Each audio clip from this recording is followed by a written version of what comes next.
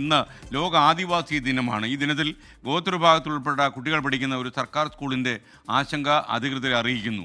Wayanad Muthanga government LP സ്കൂളാണ് പരാധീനതയുടെ നടുവിൽ നട്ടം തിരിയുന്നത്. വാടക മുതൽ പ്രധാനമന്ത്രിയുള്ള ആളുകൾക്ക് വരെ പരാതി നൽകിയിട്ടും സ്കൂളിൻ്റെ ദുരവസ്ഥയ്ക്ക് ഒരു മാറ്റവും ഉണ്ടായില്ല എന്നാണ് നാട്ടുകാർ പറയുന്നത്. നൂൽപ്പുഴ പഞ്ചായത്തിലെ മുത്തങ്ങ സർക്കാർ LP സ്കൂൾ വയനാട് വന്യജീവി സങ്കേതമാണ് ചുറ്റിലും. വന്യജീവികൾ ഇറങ്ങുന്ന പ്രദേശത്ത് സ്കൂളിന്റെ ചുറ്റുമതിലിന്റെ അവസ്ഥ ഈ വിധം.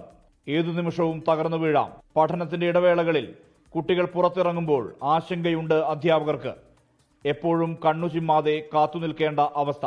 മതിലിന്റെ അവസ്ഥയാണ് പേടി. ഇപ്പോൾ ഞങ്ങള് MLA വരെ കണ്ടിട്ടുണ്ട്. മതിൽ ഇത് മസ്റ്റായിട്ട് ഞങ്ങൾക്ക് ചുറ്റുമതിലാണ് പ്രധാനം.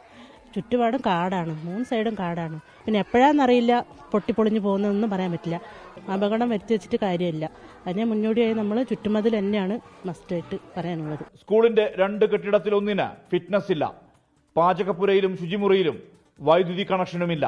വന്യമൃഗങ്ങൾ ഒരുപാട് വന്യമൃഗം, മാന്, പന്നി, ആന, പല മൃഗങ്ങളും വരുന്നുണ്ട്. സ്കൂളിന് ഭയങ്കരമായിട്ട് അനാസ്ഥയാണ് സർക്കാർ കാട്ടിക്കൊണ്ടിരിക്കുന്നത്. ഞങ്ങൾ മുന്നിൽ 4 വർഷമായിട്ട് ഞങ്ങൾ പിള്ളേർ ഇവിടെ പഠിക്കുന്നത്. ഞങ്ങൾക്ക് ഇതുവരെ സ്കൂളിലേക്ക് ഒരു ഇതും കൊണ്ടുവന്നിട്ടില്ല. കറണ്ട് ഇവിടെ ഇല്ല, അടുക്കളയിൽ കറണ്ടില്ല, പിന്നെ നമ്മുടെ സ്റ്റേജിലില്ല, ബേക്കിൽ ഓടിങ്ങനെ പൊട്ടിക്കിടക്കുന്നുണ്ട് ഷീറ്റ്. അതൊക്കെ ഭയങ്കര ബുദ്ധിമുട്ടാണ് കുട്ടികൾക്ക്. എന്തായാലും ഒരു വണ്ടി എന്തായാലും ഇവിടെ സ്കൂളിലേക്ക് എന്തായാലും വേണം.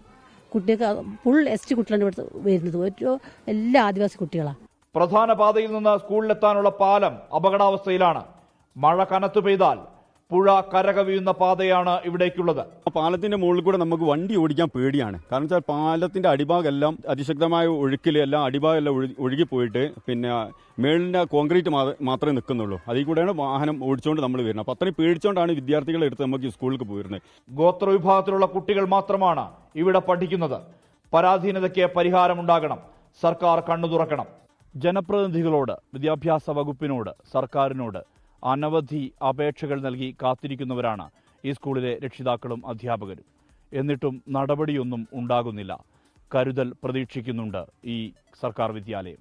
മനു ദാമോദരനൊപ്പം സുർജിത് അയ്യപ്പത്ത്, 24 വയനാട്. ലോകത്തെവിടെയായാലും ഏത് സമയത്തും 24 വാർത്തകളും ഓഗ്മെന്റഡ് റിയാലിറ്റി പാക്കേജുകളും എക്സ്പ്ലെയിനറുകളും വിശദമായി കാണാൻ ഞങ്ങളുടെ YouTube ചാനൽ നിങ്ങൾക്ക് സബ്സ്ക്രൈബ് ചെയ്യാം.